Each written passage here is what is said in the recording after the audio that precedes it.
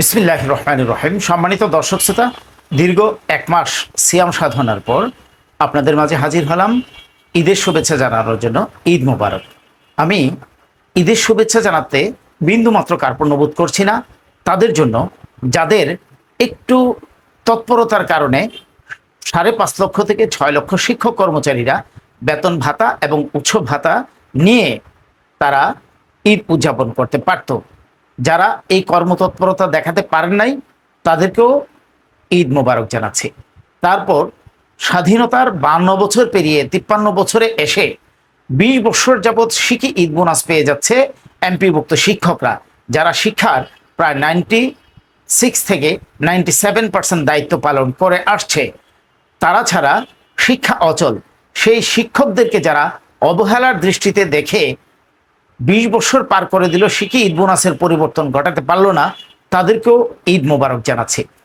ঈদ মোবারক জানাচ্ছি তাদেরকে যারা নাকি শিক্ষকরা শতভাগ উৎসব ভাতা পেলে তাদের সমসাময়িক হয়ে যাবে বলে ছোট মনের পরিচয় দিয়েছেন, তাদেরকেও ঈদ মোবারক জানাচ্ছি। সম্মানিত দর্শক শ্রোতা, আপনারা ভালো করে জানেন যারা বেসরকারি এমপিভুক্ত শিক্ষক আছেন তারা দীর্ঘদিন যাবৎ তাদের পেশাগত বৈষম্যগুলো রাষ্ট্রের একেবারে টপ টু বটম ঊর্ধ্বতন ব্যক্তিদের কাছেও তারা জানিয়েছে, কূটনৈতিক তৎপরতা চালিয়েছে, লিখিত আকারেও তাদের কাছে বিষয়গুলো উপস্থাপন করেছে। তারপর কোনো কাজ না হওয়ার কারণে বিগত বছরে তারা দুইটা দৃশ্যমান আন্দোলন করেছে।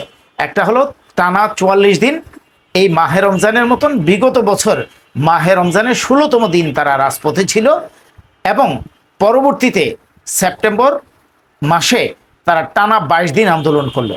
যে আন্দোলনের প্রেক্ষিতে রাষ্ট্রের ঊর্ধ্বতনদের কাছ থেকে আশ্বাসের বাণী এসেছিল শিক্ষকদের কাছে।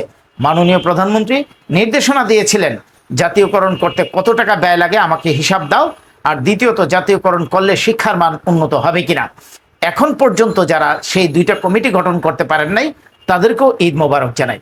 তাছাড়াও যারা আমাদেরকে প্রতিশ্রুতি দিয়েছিলেন আন্দোলনের পর যে আমরা সরকারি এবং বেসরকারিদের মধ্যে বৈষম্য কমিয়ে আনব, আমরা খুব দ্রুতই তার সমাধান করতে পারবো।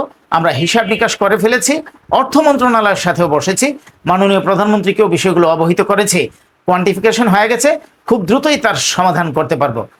এই কোয়ান্টিফিকেশন এবং দ্রুতই সমাধানের বার্তা যারা দিয়েছিলেন তাদেরকেও ঈদ মোবারক জানাই।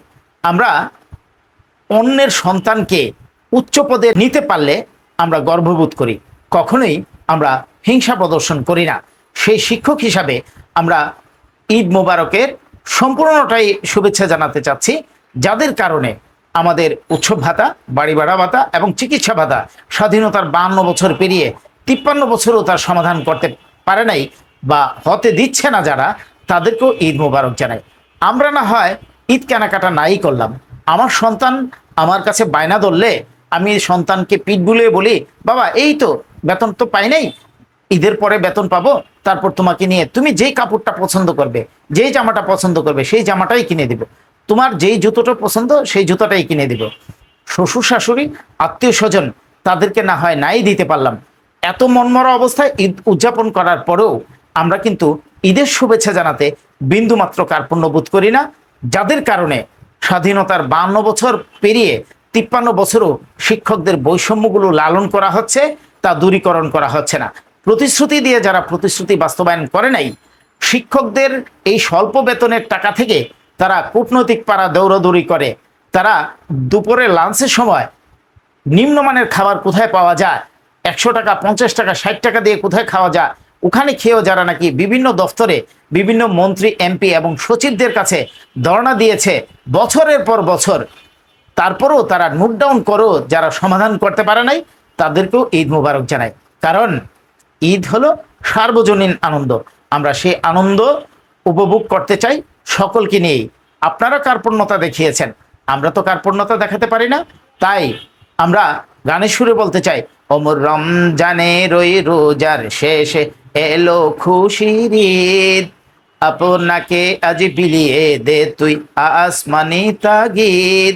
ওমর রমজানের ওই রোজার শেষে এলো খুশির ঈদ, দালান কুঠা বালাখানা সব রাহে লিল্লাহ, দালান কুঠা বালাখানা সব রাহে লিল্লাহ, এই জাকাত মুর্দা মুসলিমের ভাঙা ইতে নিদ, ওমর রমজানের ওই রোজার শেষে এলো খুশির ঈদ। সেই খুশির বার্তা সকলের জীবনে বয়ে আসুক। একজন রিক্সা চালক, ভ্যান চালক, একজন ফকির, মিসকিন, সকলের মনে আনন্দ আসুক।